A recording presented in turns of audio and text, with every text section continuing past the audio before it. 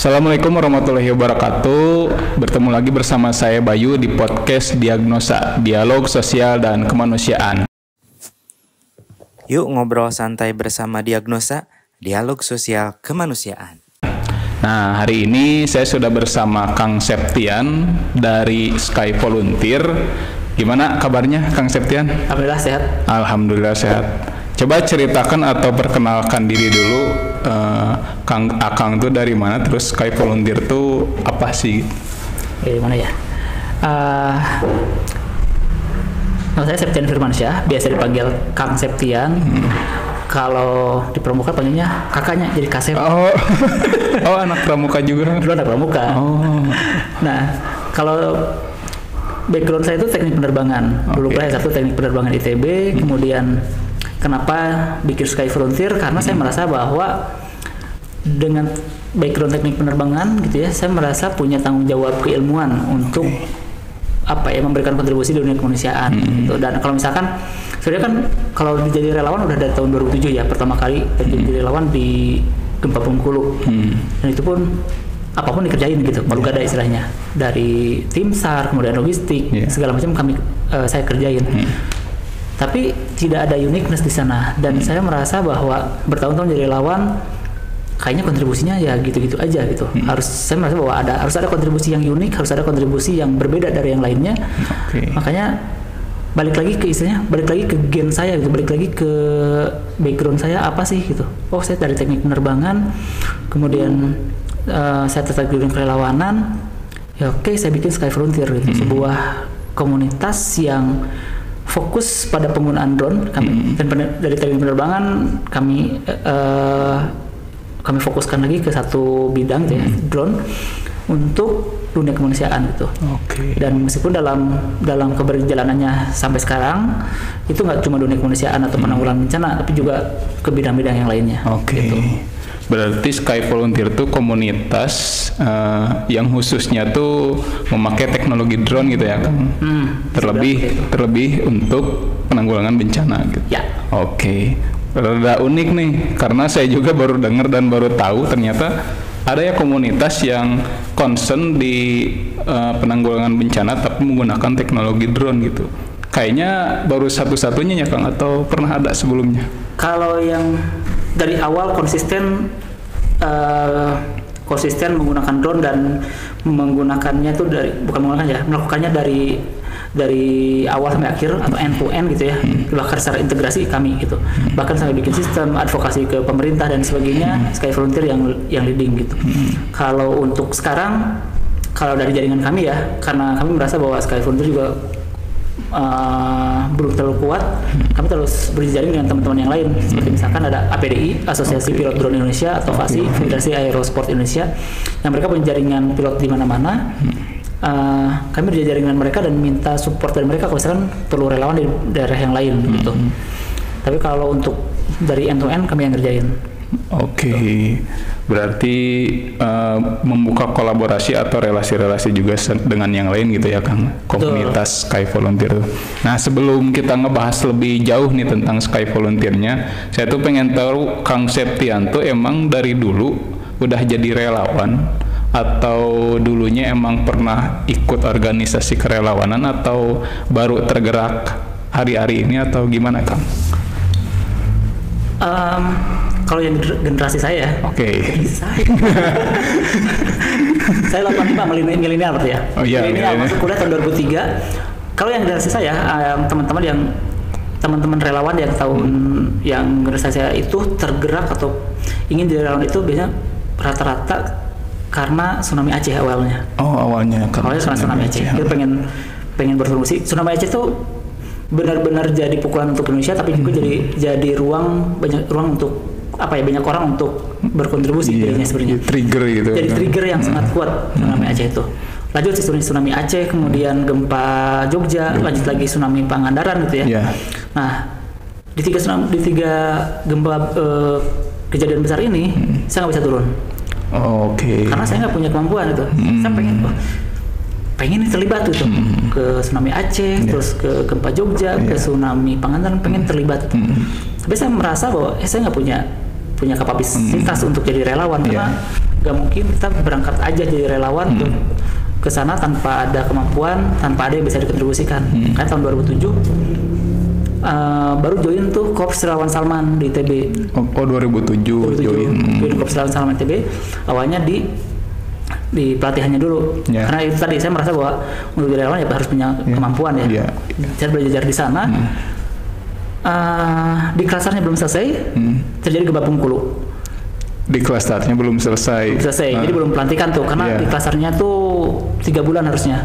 Oh 3 bulan. Di bulan keberapa? Kalau nggak salah bulan Agustus atau September, saya lupa tuh. Pas lagi bulan puasa. Pas lagi bulan puasa terjadi gempa Bengkulu. Dari instruktur langsung bilang, siapa yang mau berangkat? Beberapa orang dari 20-an yang peserta, ada 2 orang atau beberapa orang yang mau berangkat tuh, termasuk saya aja. Ayo udah langsung berangkat jalur darat bareng sama teman-teman relawan yang lain. Gitu sebenarnya, dan itu pun ketika di lapangan masih bingung mau ngapain. Jadi ya yang penting ikut perintah instruktur aja. Hari pertama ikut terus instruktur kemana, baru hari kedua dilepas. Udah kalian berangkat aja berdua, terserah mau ngapain. Gitu. Tapi setidaknya itu sudah punya ilmu dan skill, meskipun belum beres di klasarnya kan? Belum beres, bahkan nggak pernah dilantik kok gitu. Oh, akhirnya pun nggak pernah dilantik. Nggak pernah dilantik. Tapi sudah berarti udah pure jadi relawan gitu ya, meskipun belum dilantik gitu ya Kang? Iya. Dari situ apa ya? Kalau teman-teman relawan, apalagi yang udah relawan kebencanaan, udah pernah tanggap darurat, emergency response, sebagian besar istilahnya apa ya? Ketagihan lah.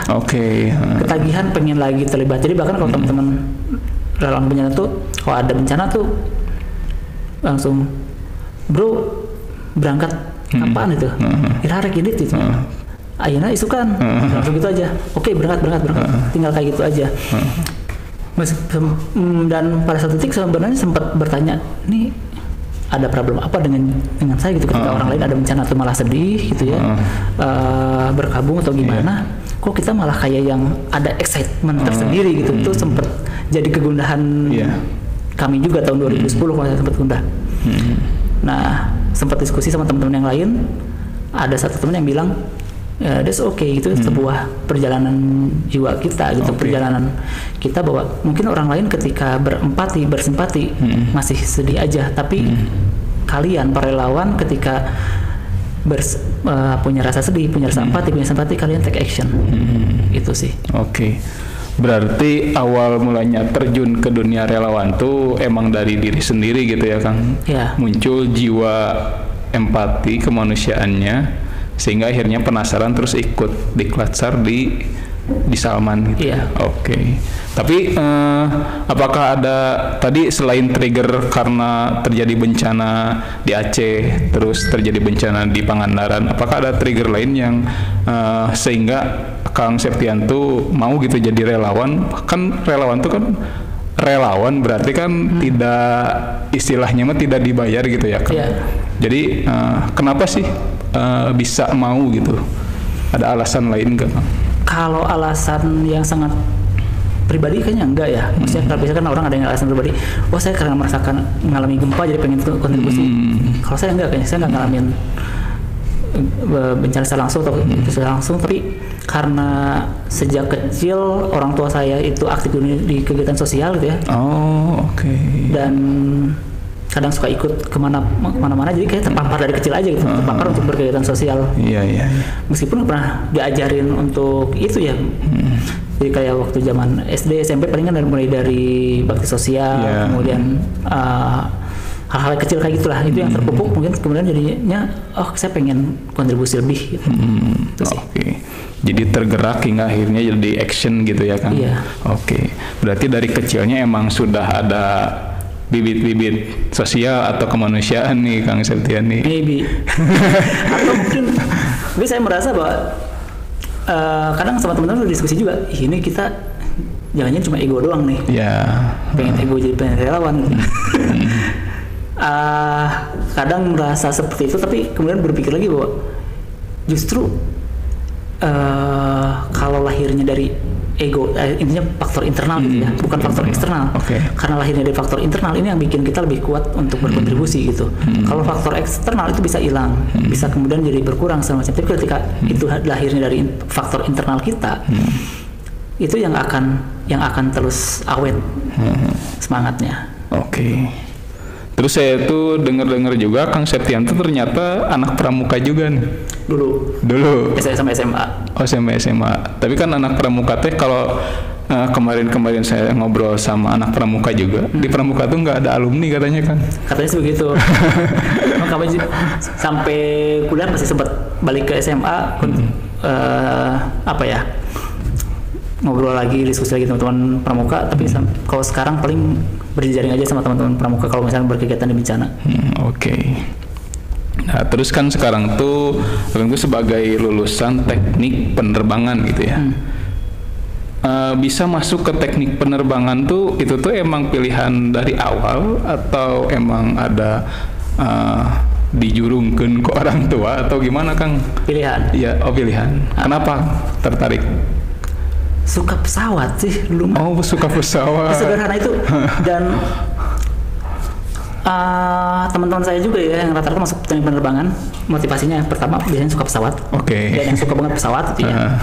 Kalau saya dulu di SMP itu senang bikin origami pesawat, bikin model-model pesawat dari kertas, kemudian dari kan suka ada juga yang kayak Gundam gitu yang pesawat. Terus juga ada yang motivasinya tuh karena pengen terbang. Atau yang ketiga pengen jadi pilot tapi nggak bisa jadi pilot. Gitu. Atau salah jurusan. Pengen jadi pilot, disangkanya teknik penerbangan itu belajar jadi pilot, ternyata bukan. Ternyata bukan. Gitu. Berarti pas kecilnya suka minta uang ke pesawat ya? Pasti. Kapal ngantar duit duit sejuta. Berarti berawal dari suka pesawat. Meskipun nantinya tidak langsung bersinggungan dengan pesawatnya mungkin ya Kang. Kalau lebih jauhnya tuh teknik penerbangan tuh nanti tuh outputnya atau si eksekusi di lapangannya tuh jadi gimana sih Kang? Kalau teman-teman saya sih yang rata-rata ya sebagian besar jadi engineer di perusahaan manufaktur, baik itu kalau di sini PTDI yang mereka biasanya kalau dari PTDI mereka ada yang kerja di Boeing, ada yang kerja di Airbus, yang keluar negeri gitu. Atau kalau sekarang makin berkembang nih, drone kan makin teknologi terus berkembang, banyak juga yang ke industri drone gitu, manufaktur ada yang. Kalau di Indonesia teman-teman ada yang bikin perusahaan sendiri, kalau yang keluar jadi engineer di luar di perusahaan-perusahaan yang lainnya. Sekarang teman saya ada yang di Jepang, ada yang di Uni Emirat Arab juga ada gitu ya. Atau jadi dosen. Kalau Akang sendiri sekarang di mana kegiatannya? Saya yang paling anomali kayaknya ya. Dari semua teman-teman teknik penerbangan yang terjun ke dunia sosial kayaknya cuma saya sih, dan fokus fokus di dunia sosial dan kerelawanan dengan mengkontribusikan teknik penerbangannya. Gitu. Berarti tetap menjalankan kerelawanannya sekaligus tetap di dunia teknik penerbangannya gitu, dalam mencari itunya lah gitu. Terus kita ngobrolin tentang Sky Volunteer-nya nih Kang. Boleh. Kan tadi Sky Volunteer itu adalah salah satu komunitas yang fokusnya atau concern di penggunaan drone, teknologi drone untuk bencana atau penanggulangan bencana. Bisa diceritakan lebih jauh lagi nggak Kang kalau Sky Volunteer tuh berawalnya tuh dari siapa atau dari apa gitu, sehingga kenapa bisa terbentuk dan ada ide kayaknya kita keren nih bikin komunitas ini gitu. Gimana tuh Kang? Itu juga kayak tadi kan saya bilang awalnya bahwa bisa jadi di dalam pun karena ego saya sendiri gitu. Itu pun akhirnya Sky Volunteer pun bisa jadi karena ego juga gitu. Ego mah mungkin kalau diomongin kesannya negatif. Kalau kita bawa ke sisi positifnya itu visi lah ya. Visi kalau kita bawa ke sisi visinya gitu, visi saya adalah bagaimana bisa mengintegrasikan semua pengalaman saya, background pendidikan saya untuk menjadi jadi sebuah entitas sebenarnya gitu. Jadi 2016 itu saya sempat galau gitu. Dari 2016 berarti kan? Idenya itu ide Sky Volunteer itu dari 2016. Meskipun benih-benihnya dari tahun 2008. Jauh sekali. Jauh dan itu pun saya baru itu 2016 karena saya merasa sampai tahun 2016 semua yang saya lakukan kesannya kacau gitu, everything mess up gitu. Saya lulusan teknik penerbangan, kemudian lanjut S2 di elektro di game teknologi waktu itu ya. Tapi sempat kerja di Salman sebagai di pemberdayaan masyarakat, kemudian pernah jadi guru juga, kemudian habis itu kerja di offshore di oil and gas, kemudian sedangkan saya suka dunia kreatif, everything mess up gitu, semua kesannya mess up. Saya sempat 2016 naonan berangsang gitu. Semua nggak ada alurnya, nggak ada tujuan akhirnya, seolah-olah semua berantakan. Saya ngerasa semua berantakan. Kemudian saya berpikir 2016 tuh saya harus ngelakuin sesuatu yang itu tuh jadi benang merah dari semua, istilahnya jadi titik kulminasi dari semua pengalaman tadi gitu. Karena saya kepikiran, oh ya kalau gitu saya jadiin sebuah entitas aja, di mana entitas ini mengoptimalkan background saya di teknik penerbangan untuk dunia kemanusiaan. Karena background saya penerbangan, kemudian saya suka jadi relawan di dunia kemanusiaan, dan sepanjang saya berkegiatan 2008 juga seperti itu gitu ya. Itu saya fokus itu gitu. Kemudian juga saya suka tadi dunia kreatif gitu ya, foto, video segala macam. Itu pun bisa diakomodasi oleh drone gitu saat itu. Udah bikin Sky Frontier. Dan itu merangkum semua dan integrasikan semua pengalaman tadi gitu. Meskipun dari 2016 nggak langsung jadi juga. Karena tidak semudah itu untuk merealisasikan ide. Karena benar-benar pure ide. Waktu 2016 itu salah satu titik terendah juga sih sebenarnya. 2016 itu saya di PHK sebagai pilot drone sebenarnya. Oh berarti sebelumnya emang udah bisa menerbangkan drone gitu? Udah bisa. Di PHK sebagai pilot itu gimana tuh? 2014 saya pertama kali nerbangin drone. Itu diminta oleh perusahaan saya untuk gabung di sebuah perusahaan oil and gas, nerbangin drone untuk foto video sebenarnya, untuk foto video, untuk dokumentasi langsung di tengah laut. Di tengah laut. Langsung di atas kapal besar untuk proyek pembuatan pipa itu. Nah, itu 2014 tuh saya udah merasa udah paling keren gitu ya, terbang langsung di atas laut, langsung bisa nerbangin drone segala macam. Pede lah 2016 ketika beres proyek itu saya pede ngelamar ke sebuah perusahaan yang hire pilot drone dengan gaji langsung tinggi itu. Masa probation 3 bulan. Di bulan kedua saya langsung di PHK. Karena ternyata dianggap tidak kurang kompeten. Jadi selalu gitu tuh. Kadang saya tuh ngerasa ketika sampai pada titik saya keren gitu ya, dijatuhkan lagi, misalnya diingetin lagi, mana teh naonan, you are nothing gitu kan. Orang teh itu apa? Dari situ kepikiran saya fokus lagi, balik lagi ke ide saya untuk balik lagi ke basic gitu ya, sebagai relawan, sebagai anak teknik penerbangan, dan ide nerbangin drone untuk dunia kemanusiaan itu udah saya bawa dari TA juga sebenarnya, tugas akhir. Tapi waktu itu teknologinya belum ada. Dari situ ya udah 2016 ideasi segala macam, saya tawarin ide ini kemanapun gitu ya, ke teman-teman alumni teknik penerbangan, ke dosen-dosen di kampus, terutama dosen geodesi, karena yang menggunakan dosen geodesi, ke teman-teman NGO segala macam, jualan ide tanpa modal sama sekali, nggak punya drone, nggak punya ini. Masih sendiri berarti itu kan? Masih sendiri. Cerita-cerita aja ke mana-mana, ngomongin visi segala macam, jika gitu. Kayak gitu.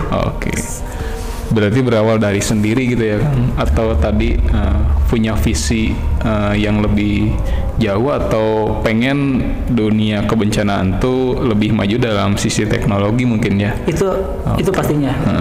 Tapi bagaimanapun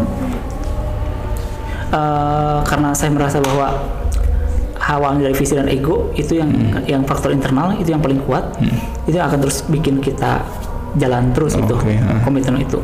Kalau misalkan ada faktor-faktor lain pengen dunia kebencanaan itu pasti ya, pengen dunia penanganan bencana jadi lebih efektif dan efisien, kemudian juga hal-hal yang lainnya itu akan jadi faktor eksternal yang semakin mendukung dan semakin menguatkan bahwa Sky Frontier harus tetap jalan. Terus dalam proses pencarian atau mengumpulkan timnya gimana nih, Kang? Nah, dari 2016 itu kan ngobrol dengan berbagai banyak orang ya. Ada yang relawan, ada yang NGO segala macam. Ada yang ternyata satu value nih, satu visi yang sama. Value-nya sama, idenya sama. Kemudian sedikit makin banyak yang gabung, ada yang terus jalan terus sampai sekarang sama saya yang co-founder, kemudian juga ada istilahnya cabutan lah. Kadang di satu kegiatan ini ikut, kadang enggak gitu. Karena bagaimanapun kita nggak bisa menjamin hidup mereka masing-masing gitu. Nah, dari situlah makin lama makin banyak yang tertarik, baik itu sebagai relawan maupun sebagai tim inti atau sebagai supporting system atau sebagai jaringan. Gitu. Yang jaringan bisa perorangan, bisa juga lembaga biasanya. Berarti total sekarang berapa timnya, Kang? Saya kalau tanya total tim bingung juga berapa. Tapi kalau tim inti itu masih di bawah 10 sebenarnya. Oh, tim inti dan tim inti itu biasanya kami yang ada di Sumedang aja sih. Oke. Oh, base-nya berarti di Sumedang, Kang? Iya. Oke.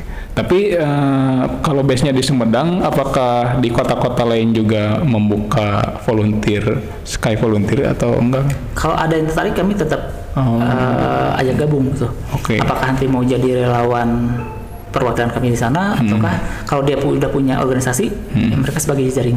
Oke. Terus nih kegiatan di Sky Volunteer sendiri tuh biasanya ngapain aja, Kang, selain kan karena tadi fokusnya ke bencana. Nah, kan kalau nggak ada bencana nih, kegiatan di Sky Volunteer-nya tuh biasanya ngapain sih, Kang? Kami dulu kan awalnya emergency respon takut darurat. Tapi kalau kita nunggu bencana terus kan nggak. Tidak mengharapkan juga gitu. Makanya kalau sekarang itu kalau untuk kegiatannya dimitigasi ya, mitigasi bencana atau kegiatan-kegiatan yang setelah diskusi dengan teman-teman, ternyata mitigasi pun nggak cukup gitu. Kita bisa drone ini kemampuannya bisa kita manfaatkan untuk hal yang lain gitu, nggak cuma di kebencanaan, nggak cuma mitigasi, tapi juga untuk dunia, untuk isu climate change, untuk isu ketahanan pangan, untuk isu lingkungan dan lain sebagainya. Itu yang sedang kami gali saat ini. Termasuk salah satunya yang kami lakukan di Labuan Bajo. Di Labuan Bajo itu kami berkolaborasi dengan 3 entitas lain dan disupport oleh salah satu lembaga donor untuk melakukan semacam pemberdayaan masyarakat gitu ya, membangun sebuah desa menjadi desa wisata yang tangguh bencana gitu, yang menjadi sebuah desa wisata yang aman lah, masyarakat, baik dari segi masyarakatnya punya kapasitas maupun dari lingkungannya juga gitu. Tapi kalau yang day to day-nya sebenarnya nyari duit sih sebenarnya. Karena kami merasa bahwa kegiatan Sky Volunteer itu ngabisin duit banget. Beli drone-nya mahal. Operasionalnya kalau kemana-mana mahal gitu ya. Naik pesawat segala macam itu mahal. Kalau hilang drone-nya ngenes gitu ya. Makanya kami berpikir bahwa ya kita harus punya duit banyak gitu. Makanya kita bikin lini bisnis. Dan lini bisnis ini yang day to day jalan terus. Berarti secara tidak langsung ada di bagian. Jadi Sky Volunteer itu ada yang di dunia movement kerelawanannya, ada juga di bisnisnya, komersilnya gitu ya, Kang? Iya, betul. Terus tadi kan ngomongin kolaborasi tuh, Kang. Kalau biasanya kolaborasi itu sama semua pihak atau lembaga atau Kang dan tim pilih sendiri gitu berdasarkan kebutuhan? Berdasarkan kebutuhan sepertinya. Dan dari lembaga yang mau kolaborasi juga ada kesamaan ide atau ada ada outcome atau ada impact yang sama yang ingin kita kejar enggak gitu. Kan biasanya kalau dari lembaga seperti itu ya. Kalau kebetulan yang di Labuan Bajo ini semua punya visi yang sama dan didukung oleh satu lembaga donor, jalan gitu. Nah, sekarang saya mau nanya nih, Kang. Kan fokusnya di teknologi drone nih. Emang seberapa penting sih teknologi drone untuk penanggulangan bencana atau untuk kegiatan atau dampak-dampak bencana yang lainnya gitu? Dampak dari penggunaan drone ini tuh. Kalau saya yang jawab, pasti jawabannya penting banget ya. Iya, nggak apa-apa, Kang. Kalau untuk kali ini saya cerita aja sebenarnya. Saya akan cerita, dan ini yang kalau tadi saya bilang di awalnya bahwa ini awalnya dari visi gitu ya. Kemudian dalam perjalanannya makin banyak kami ketemu hal-hal eksternal yang menguatkan. Ini ada salah satu cerita yang makin menguatkan kenapa harus Sky Frontier harus bertahan. Karena jujur aja nih, Kang, selama keberjalanannya saya selalu berpikir untuk menghentikan Sky Frontier. Oh, selalu ada kepikiran selalu gitu. Selalu ada kepikiran itu. Terus udah lah gitu. Duitan. Selalu kepikiran gitu. Ini nggak ada uangnya, nggak ada hasilnya, buat apa kita jalanin Sky Frontier? Selalu kepikiran seperti itu. Tapi setiap saya mau berhenti, di setiap saat juga selalu diingatkan bahwa Sky Frontier harus jalan. Oke. Dan yang paling mengingatkan saya dan kami bahkan ya, itu adalah kejadian di Sumedang. Di Sumedang. Kampung saya sendiri. Oh iya. Daerah saya sendiri, meskipun bukan kampung banget ya, tapi daerah saya sendiri gitu, daerah di Sumedang sendiri. Kami udah kemana-mana nih, kami udah nerbangin drone ke Lombok waktu itu ya, 2018 ke Lombok, 2019 ke Halmahera, bahkan 2018 sampai kami diundang ke Australia, kemudian 2020 kami terbang ke Panama gitu ya segala macam. 2021 kejadian longsor di Sumedang, Cimanggung. Oh, Cimanggung 2021. Januari 2021. Itu saya sama teman saya kebetulan lagi syuting, lagi ambil gambar lah di sekitar Sumedang juga. Jadi longsor, ayah longsor di mana Cimanggung, ya langsung berangkat. Hujan tapi dan aksesnya juga susah ya ke sana. Jadi nggak bisa langsung ke lokasi itu. Nah, longsor Cimanggung itu korban pertama ada 9 orang. Korban pertama 9 orang. Kalau kita ngomongin jumlah, kalau kita ngomongin korban sebenarnya satu pun adalah nyawa gitu ya. Satu pun adalah nyawa dan sangat berharga. Tapi katanya kan kalau ngomongin jumlah korban itu satu itu tragedi, 100 itu hanya angka gitu ya. Gitu. Kita bandingin angka nih. Korban pertama 9 orang itu di sore longsor pertama. Nah, penanganan bencana saat itu masih konvensional. 2021 loh sebenarnya. 2021 ini masih konvensional. Tim berangkat, BPBD, relawan, polisian, tentara, semua stakeholder berangkat. Itu masih hujan ketik-ketik. Dan ketika terjadi bencana, harusnya kan sebuah daerah itu jadi red zone, zona merah yang siapapun bisa kena risiko. Di situ kita bisa luka, bahkan bisa kehilangan nyawa. Betul. Tapi karena sangat konvensional dan mungkin ini juga jadi self evaluation untuk para relawan bagi kami sendiri gitu ya. Kadang kita memiliki jiwa kerelawanan, jiwa heroik yang sangat tinggi sehingga kita nggak mikirin diri kita sendiri, mikirin kita orang lain. Kita diri kita sendiri adalah orang pertama yang harus diselamatkan. Jangan sampai kita jadi korban juga, jangan sampai menambah korban. Itu yang terjadi itu, datang dan melakukan hasil assessment di zona merah. Dan mungkin saking hektiknya sampai lupa juga membuat perimeter zona merah di sana. Polis lain itu nggak dipasang. Jadi ketika tim melakukan asesmen, banyak juga masyarakat yang datang. Ngapain? Nonton video, nonton selfie gitu, update status kayak gitu. Padahal hujan itu, saya kan mikir ngapain orang sampai rela gitu ya. Udah datang, makin lama makin datang, dan bukan dari warga desa situ, dari desa-desa sebelah, desa sebelahnya nonton segala macem. Makin maghrib juga bukannya berkurang, makin banyak. Pas azan Isya, longsor kedua terjadi. Longsor susulan berarti.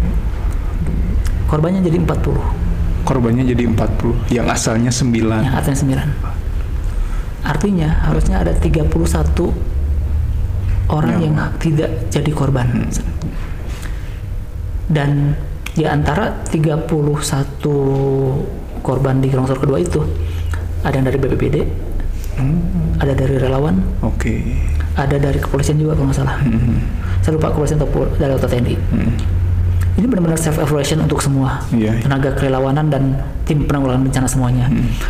Dan karena kejadian ini bayangin aja, longsor itu kecil banget, satu RT pun enggak sebenarnya. Tapi jumlah korban 40 orang. Sedangkan gempa yang sangat luas waktu itu perbandingannya sama gempa Mamuju. Jadi beberapa hari setelah longsor di Sumedang itu ada gempa Mamuju. Itu skalanya kota. Jumlah korban saya lupa nyampe ratusan atau enggak, tapi perbandingan jumlah korban dari bencana yang skalanya kecil dengan skalanya besar, ini gede banget itu. Bencana yang skalanya kecil, jumlah korbannya sangat besar. Bahkan sampai jadi dilirik sama nasional gitu. BNPB langsung turun, harusnya kan untuk sekali ini BPBD aja yang daerah yang daerah, gitu. BPBD. BNPB langsung turun, kepala BNPB datang tuh saat itu. Itu benar-benar jadi self reflection untuk kita bahwa pemahaman terhadap risiko itu sangat penting. Dan yang teknologi drone ini salah satu aja ya. Banyak hal lain yang kita bisa lakukan untuk memahami risiko kita. Jadi itu jadi apa ya? Jadi reminder kami bahwa kalau sama teman-teman sekalian terus sampai sering mikir, ini sebenarnya kalau kita pas kejadian pertama longsor pertama sore itu kita terbang, kita datang nyampe tepat waktu, kemudian kita bisa nerbangin drone duluan, kita nggak tahu masih ada risiko, masih ada peluang longsor lagi gitu ya. Kemudian kita diskusikan dengan para peneliti, kita diskusikan dengan tim penanggulangan bencana. Dan kita langsung ngasih rekomendasi untuk bikin perimeter, kita melarang masyarakat untuk datang, kita bikin SOP kepada tim kita untuk tidak melakukan asesmen di sana. Ini nggak akan terjadi. Itu jadi penyesalan, salah satu penyesalan terbesar kami, dan juga jadi trigger kami lagi bahwa untuk menguatkan bahwa Sky Frontier harus tetap jalan. Jadi kalau misalkan tiap kali kami, bukan kami sih, saya sebenarnya tiap kali saya berpikir bahwa Sky Frontier harus berhenti, saya pasti ingat kejadian itu lagi. Jadi termotivasi lagi ya Kang. Berarti makanya kenapa disebut sangat penting gitu ya teknologi drone di penanggulangan bencana ini, karena itu pun di tahun 2021 masih konvensional gitu. Masih. Sampai sekarang masih. Sampai sekarang bisa dibilang sampai sekarang masih gitu. Istilahnya selama masih bisa dilakukan, mungkin apa ya, kayak pencarian korban, itu masih tetap dilakukan konvensional. Tapi kalau misalkan harapannya sekarang sudah mulai dikombinasikan dengan berbagai teknologi yang udah ada, salah satu teknologi drone atau teknologi untuk memahami risiko yang lainnya. Tapi menurut Kang Septian sendiri nih, kenapa teknologi drone ini tuh jarang atau susah dilirik gitu sama pihak-pihak yang menanggulangi bencana dan tetap melakukan pencarian contohnya atau penanggulangannya lewat konvensional gitu? Gimana sih Kang gitu? Kalau menurut saya sih karena belum ter-SOP-kan aja ya. Kalau secara teknologi semua udah ready sebenarnya.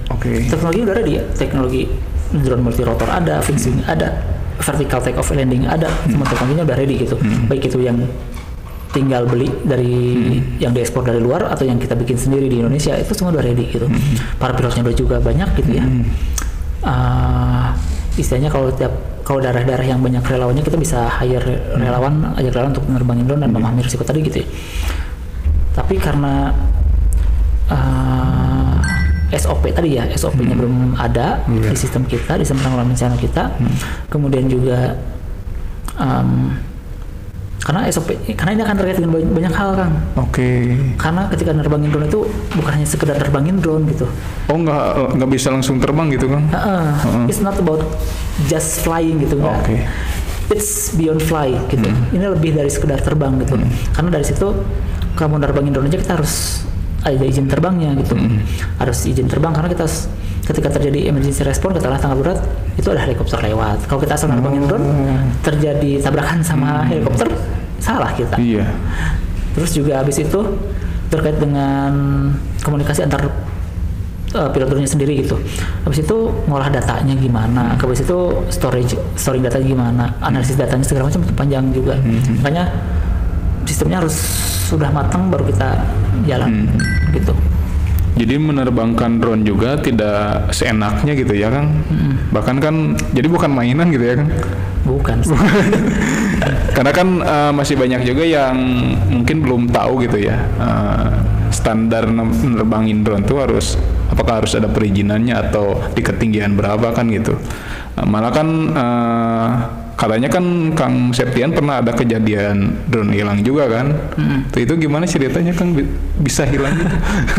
Kayak kalau pilot drone itu sebagian besar pilot biasanya udah pernah ngalamin drone-nya crash atau drone-nya fly away itu ya hilang gitu, nggak ketemu lagi. Kalau crash biasanya ya jatuh, crash, tabrakan tapi ketemu lagi gitu ya.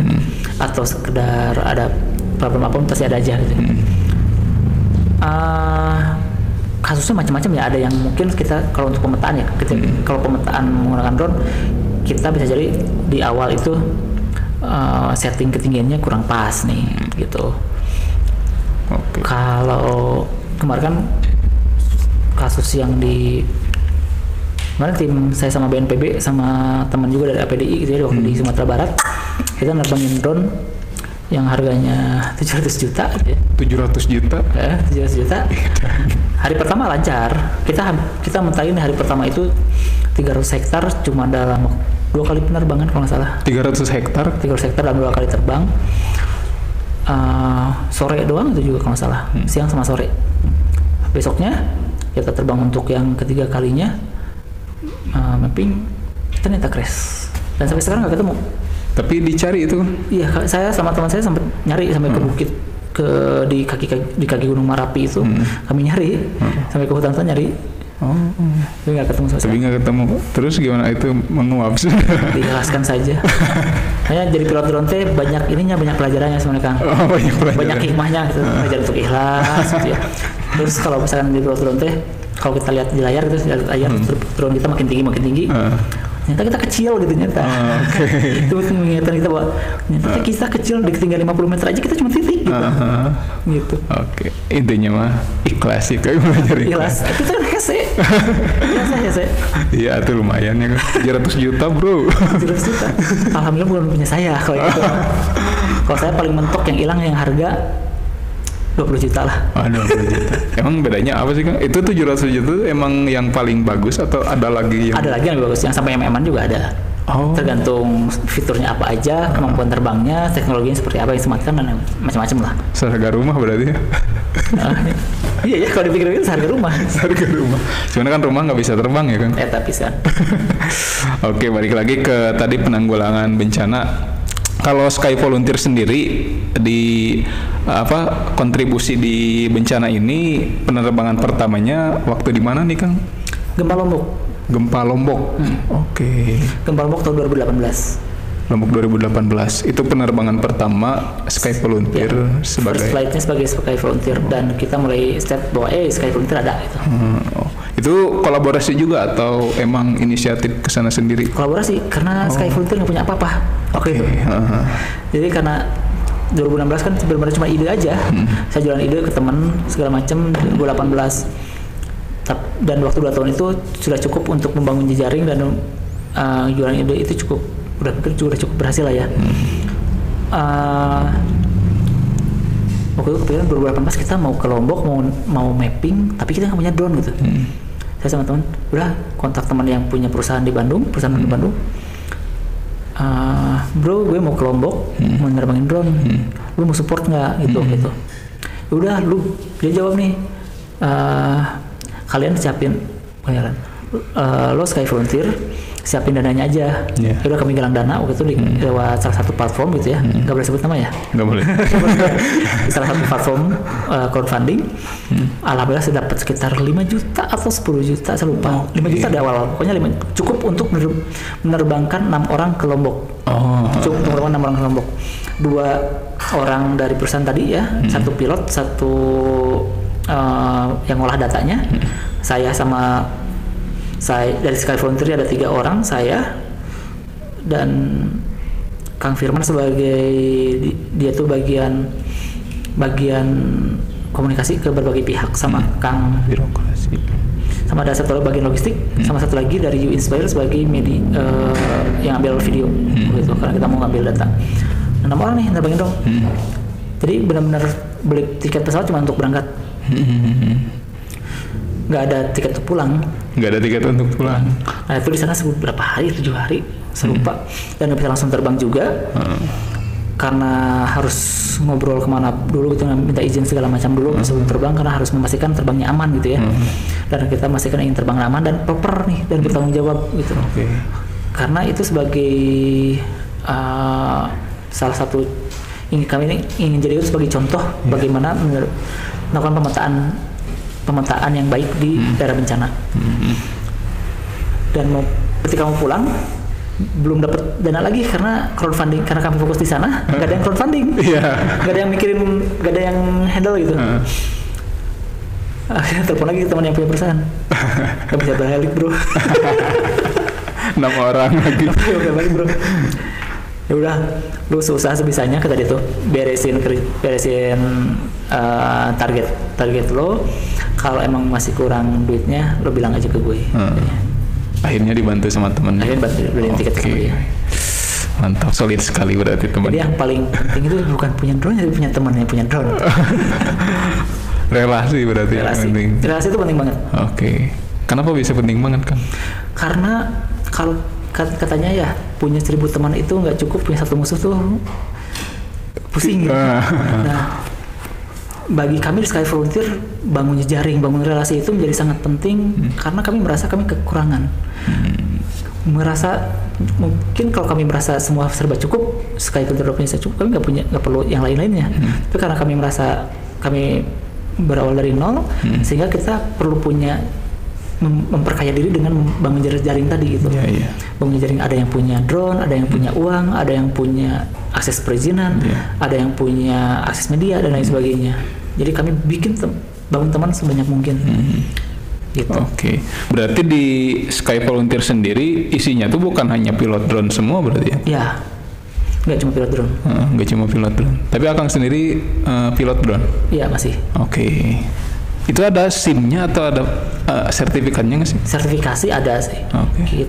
Kalau dari tahun berapa ya? Saya lupa, 2018 juga sih udah mulai ada sertifikasi. Regulasinya udah mulai dibangun tapi belum rapi waktu itu. Sekarang udah mulai makin mantap lah regulasinya. Gitu. Udah makin jelas.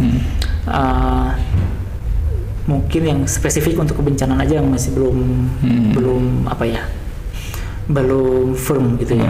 Tapi secara apa ya, secara informal dari Kementerian Perhubungan itu sudah menyatakan bahwa kalau dalam kondisi tanggap darurat, perizinan untuk menerbangkan drone untuk pemetaan atau untuk apapun itu dipermudah sebenarnya.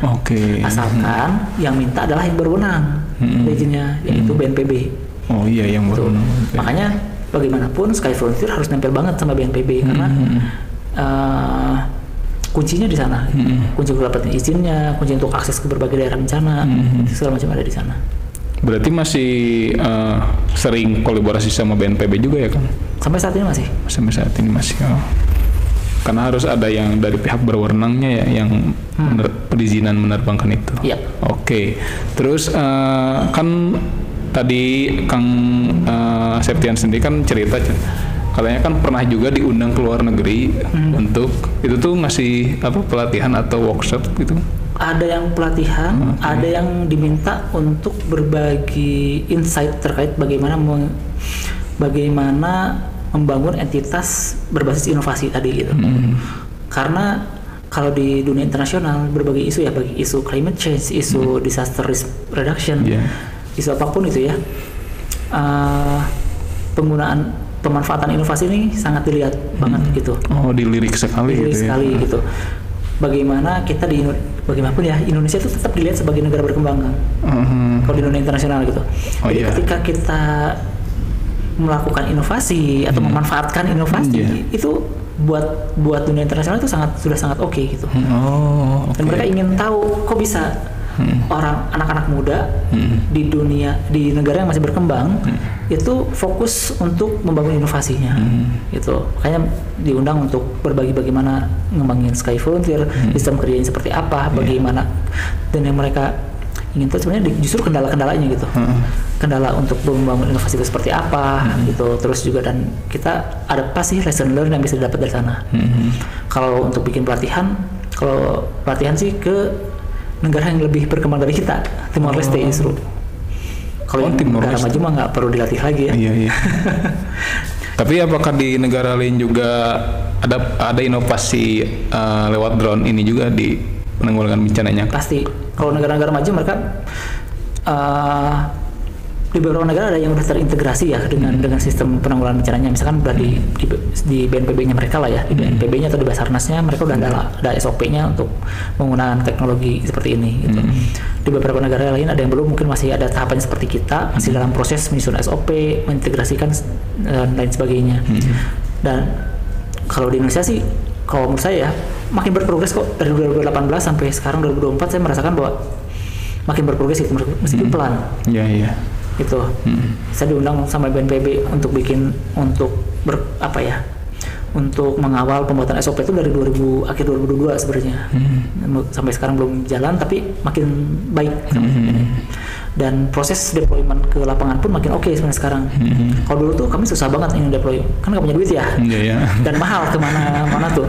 Tapi kalau dari mulai tahun 2019 tuh sempat BNPB mulai oke, kita bisa ngirimin tim drone diongkosin untuk 2 orang 3 orang gitu. Itu mulai jalan. Makin sekarang makin baik nih. Kemarin ada isu bahwa oke, dalam konteks penanganan bencana bisa nih skemanya nggak cuma ngongkosin doang, tapi juga drone-nya bisa disediain sama BNPB atau kalaupun BNPB belum punya drone-nya, drone-nya itu bisa disewain sama dia. Gitu. Jadi kalau dulu kita harus bawa drone sendiri, jadi risiko ditanggung sendiri. Kalau kita hilang ya udah tanggung jawab. BNPB tidak bertanggung jawab sebenarnya. Gitu. Oke. Tanggung jawab masing-masing. Nah, tapi kalau dibandingin sama Timor, jangan nyebutin nama ya. Tapi kalau dibandingin dengan negara lain yang katakanlah secara perkembangan di bawah Indonesia, kita harus sangat bersyukur sih. Oke. Gitu.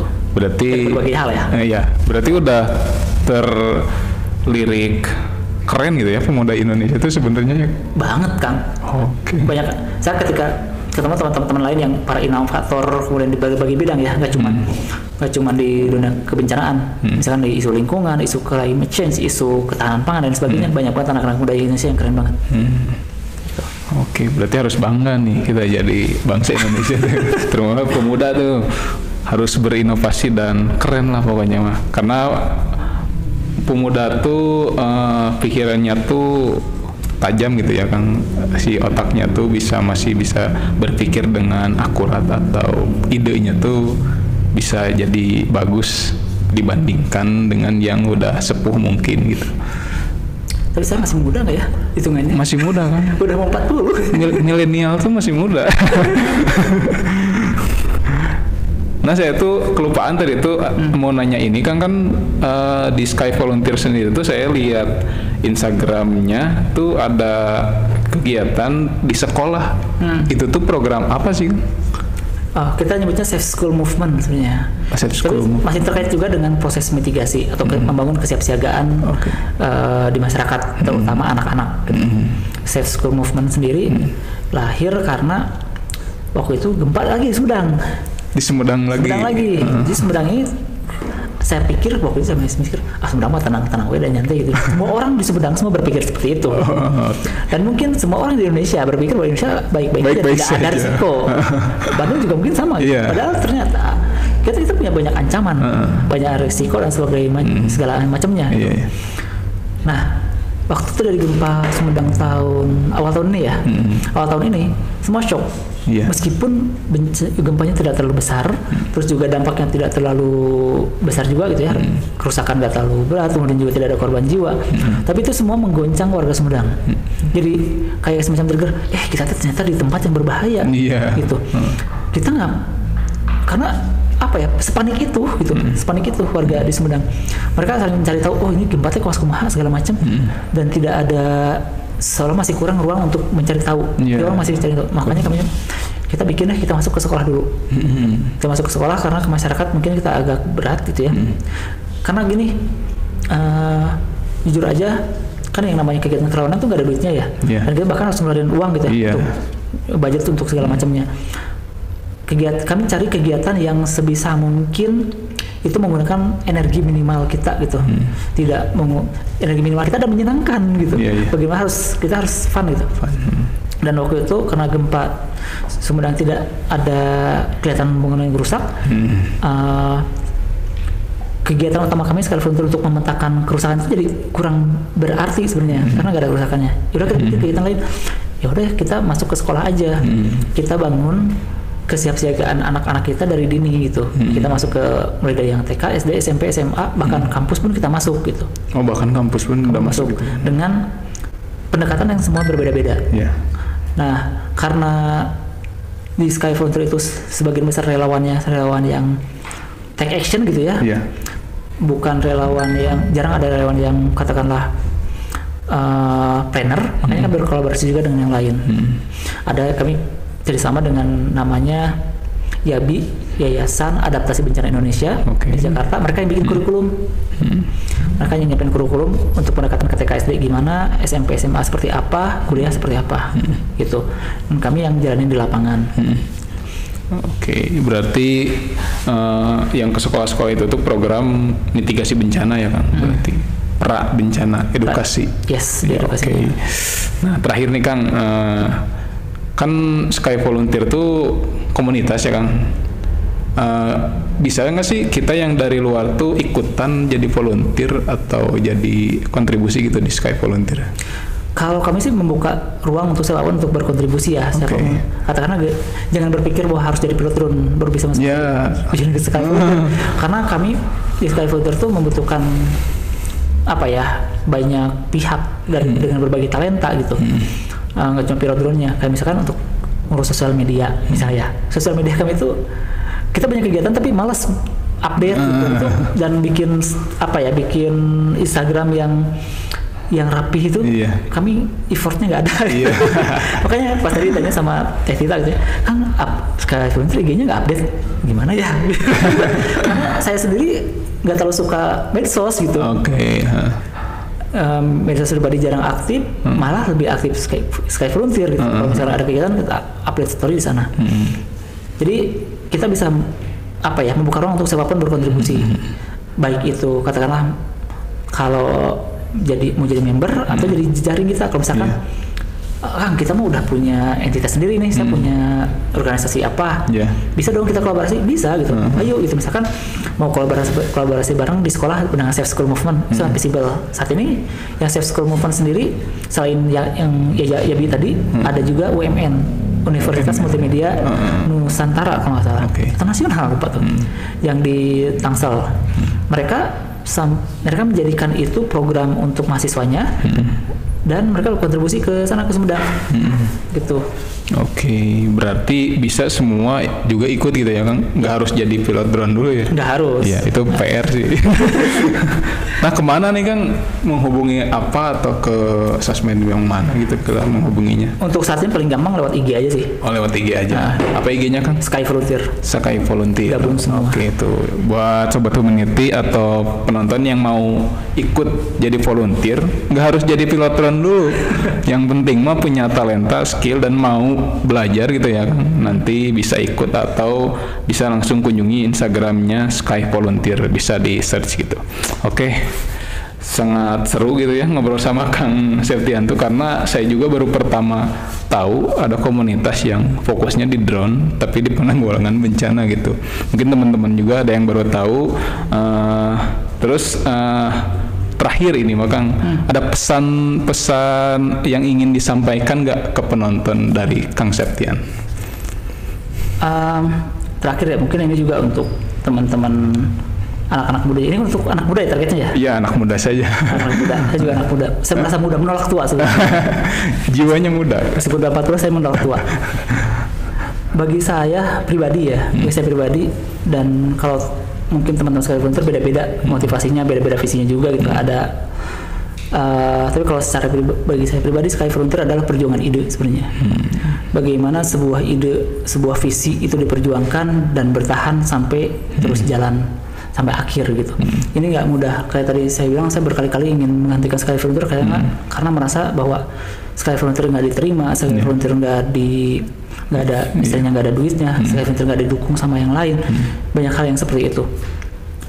Tapi yang namanya ide yang sama, yang namanya visi, saya merasa bahwa ini layak untuk diperjuangkan gitu. Dan saya yakin teman-teman juga anak-anak muda itu punya ide masing-masing. Yang ide ini adalah, saya nyebutnya sebagai idenya adalah gennya gitu, darahnya dia gitu, uniknya. Kalau kita ngomongin di dunia bisnis itu unique selling point kita gitu. Keunikan kita sendiri yang ingin diperjuangkan masing-masing. Pasti nggak mudah, nggak akan pernah ada yang mudah untuk memperjuangkan ide. Dan untuk memperjuangkan ide ini banyak banget. Kalau di seminar motivasi kita ngerasanya bahwa ketika lu memperjuangkan ide bakal banget kendala. Masa sih? Dalam perjuangan ternyata lebih susah dari sekedar itu, dari sekedar kata-kata.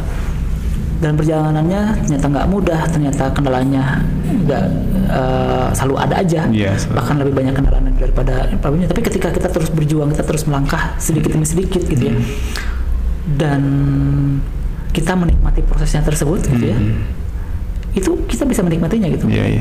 Yang kadang-kadang orang ngejar hasilnya aja gitu, hasilnya harus langsung gede segala macam, nggak bisa. Kita nggak bisa langsung menikmati hasilnya itu. Makanya karena kami di Sky Frontier nggak bisa langsung menikmati hasilnya, kami menikmati prosesnya. Prosesnya ternyata senikmat itu gitu. Proses untuk memperjuangkan ide, proses ketemu orang, proses pitching kemana-mana gitu ya, meskipun ditolak-tolak segala macam, itu jadi pembelajaran, jadi lesson learn. Kemudian juga ternyata dalam prosesnya ini kami bisa jalan-jalan keliling Indonesia. Iya betul. Itu sangat bonusnya itu. Ya bonus gitu. Kamu bisa terbangin drone ke berbagai daerah yang orang lain mungkin nggak bisa terbangin drone gitu ya. Kami bisa menikmati keindahan alam Indonesia, itu jadi proses yang kami nikmati, bukan hasil. Prosesnya. Dan sampai saat ini pun kami melihat ini sebagai proses. Saya nggak tahu hasilnya akan seperti apa, atau mungkin sekarang udah mulai ada hasilnya. Ya kita jalanin aja gitu. Karena itu tadi yang namanya ide itu harus diperjuangkan dan komitmen itu perlu. Oke, gitu. Jadi gitu, teman-teman. Jadi ide itu harus diperjuangkan karena dan dinikmati gitu. Jangan mikir hasil. Jadi hasil, tapi prosesnya tuh harus dinikmati, dan kalau punya ide teh coba perjuangkan, rasakan sensasinya gitu ya kan. Oke, mungkin segitu obrolan saya dengan Kang Septian. Terima kasih Kang Septian. Sama-sama. Semoga obrolan kita bermanfaat dan sehat-sehat selalu. Amin. Dan sukses selalu juga buat Sky Volunteer-nya. Dan buat teman-teman jangan lupa tonton podcast Diagnosa di channel YouTube-nya One Ummah Movement. Yang belum subscribe dulu, dan kalau ada tombol lonceng, klik tombol loncengnya biar ada notif ke handphone atau ke gadget kalian. Mungkin cukup sekian, terima kasih. Saya Bayu. Kita tutup. Wassalamualaikum warahmatullahi wabarakatuh. Yuk ngobrol santai bersama Diagnosa, dialog sosial kemanusiaan.